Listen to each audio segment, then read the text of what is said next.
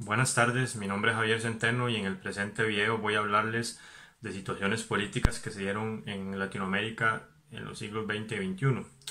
Las dictaduras de José Rafael Videla en Argentina, Augusto Pinochet en Chile, Alfredo Stroessner en Paraguay, Anastasio Somoza García en Nicaragua y la situación del Corralito que tuvo lugar en Argentina en el 2001. Primero que todo hay que ubicarse en el contexto político histórico de todas estas dictaduras.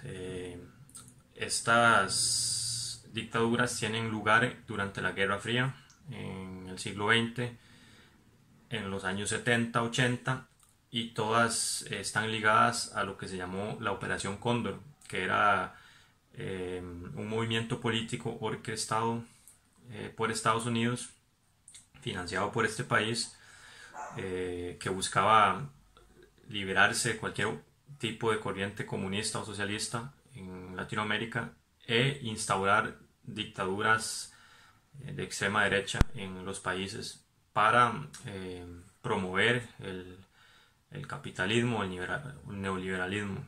Entonces, la dictadura de Videla llega un poco con este movimiento y comienza en el año 1976, precisamente el día 24 de marzo. Ese día las Fuerzas Armadas de Argentina toman el poder, comandadas por el general Videla, derrocando a la que entonces era la presidenta, María Estela Martínez, viuda de Perón, que estaba en el poder desde 1974 cuando murió su esposo. Ella sufría muchas oposiciones, mucha presión para quitar para que se fuera del poder, y este año se dio pues su salida del poder. Básicamente lo primero que instaura el gobierno de Videla es lo que se llama la Junta Militar, que fue el ente que gobernó Argentina desde ese año hasta 1983. La Junta Militar tiene como primera premisa eliminar cualquier forma de oposición, cualquier tipo de persona que se oponga ideológica, política y culturalmente al régimen. Y entonces persiguen a intelectuales, a periodistas, artistas, poetas, funcionarios simplemente que se oponen al régimen o tienen un pensamiento político, ideológico y cultural opuesto al de la dictadura. Se cree que en el último año de dictadura desaparecieron 30.000 personas.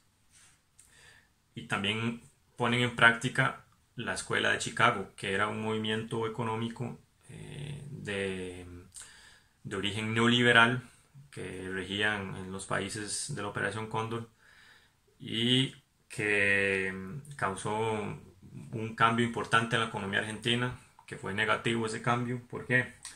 Porque la pobreza subió de un 10 a un 37% durante esa dictadura. Las tasas de inflación se elevaron hasta cifras nunca antes vistas, 600% por ejemplo, y había mucha desigualdad y mucha corrupción que era impune porque era hecha por entes estatales. Entonces la opinión pública empieza a desgastarse tanto a nivel nacional como internacional. Argentina genera repudio por toda su política de represión, por el estancamiento económico, lo definen así, pero en realidad era un descalabro económico, y por las guerras de las Malvinas. Las guerras de las Malvinas tienen lugar en 1981. Argentina ataca las Islas Malvinas, que estaban controladas por el Reino Unido, en una guerra que fue inútil porque antemano se sabía que iban a perder, porque no tenían cómo rivalizar contra los británicos, y eso costó mucho dinero y vidas, y generó mucha tensión internacional. Entonces, básicamente, estas tres fueron las causas que llevaron la dictadura hasta su fin. La situación económica, que generó mucho repudio nacional e internacional, la violación de derechos humanos, que ya se hacía incontrolable, y la amargura que provocó, la amargura y la indignación que provocó la guerra de las Malvinas. Videla le había cedido el poder en el 81 a otro presidente Roberto Viola, y a este se lo cedió a otro que fue el que terminó la dictadura en 1983, que era Leopoldo Gallinari, si no me equivoco. Y entonces en este año llega a su fin la dictadura, año en el cual se convocan elecciones y el terror, por así decirlo, llega a su fin. José Rafael Videla, por su parte, fue juzgado y condenado a cadena perpetua, y bueno, hubo unas peripecias que lo llevaron a que fuera liberado en varias ocasiones, pero murió en la cárcel de nuevo porque a cada rato le encontraban más causas para encerrarlo, y muere en la cárcel en el año 2013. Alfredo Stroessner llega al poder en Paraguay en el año 1954. Anteriormente, en 1947 había participado en lo que se llama la Revolución de los Pies Descalzos, que fue una guerra civil en la cual la clase obrera de Asunción fue masacrada, poniendo un fin al gobierno liberal e instaurando en el poder al Partido Colorado. En el Partido Colorado estaba el general Stroessner, que fue subiendo en la jerarquía hasta derrocar en 1954 al presidente Federico Chávez, que era el mismo partido. La junta del gobierno del partido nombra a Stroessner como presidente y le da todo el poder. Bueno, en el año 54 entonces inicia esta dictadura, que se le conoce como el régimen estronista. Los partidos políticos y la oposición estuvieron prohibidos. Se consolidó el partido como la única entidad que gobernaba. Se instauró una política represiva que perseguía a los opositores, y en la cual había un culto a la persona, porque las imágenes de Stroessner eran puestas en los lugares públicos, en los medios de comunicación, en las escuelas. Entonces era una verdadera dictadura. Diversas leyes fueron sancionadas durante el gobierno estronista, como por ejemplo la ley de la defensa de la democracia, o sea que nadie podía instar a que hubiese democracia. La ley de defensa de paz pública y libertad de las personas, o sea, cualquier persona que protestara en favor de la paz y la libertad iba a ser reprimido. Y también se sancionó cualquier forma de oposición o de manifestación política que pusiera en duda la autoridad y la hegemonía del Estado. Entonces, obviamente, Paraguay fue muy pobre en cuanto a defensas de los derechos humanos, y también, tal y como sucedió en Argentina, se pusieron en práctica políticas neoliberales que fueron infructuosas por la corrupción, porque no se supieron manejar.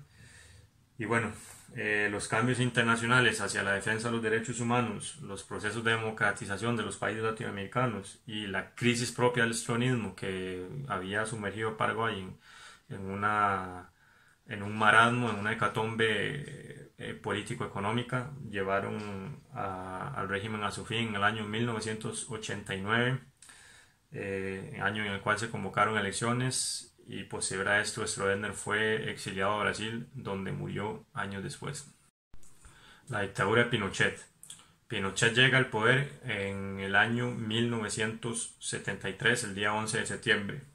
Ese día el general Augusto Pinochet realiza un golpe de estado militar contra el que entonces era el presidente Salvador Allende.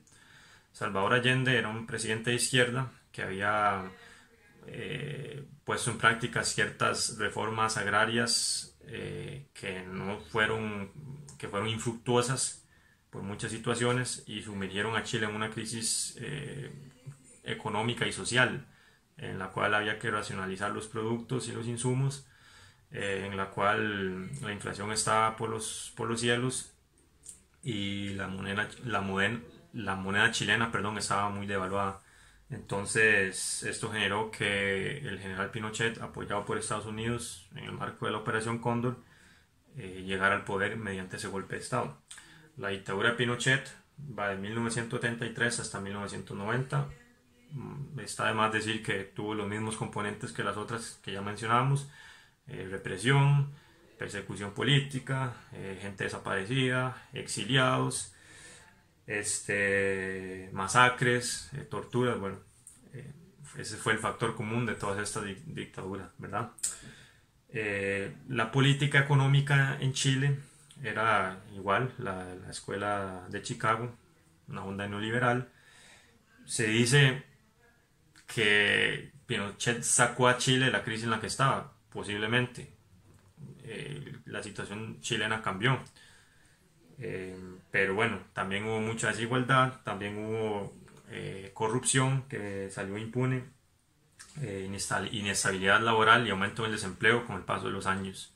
Entonces al principio hubo como una burbuja porque el país se recuperó y después pues la economía volvió a decaer.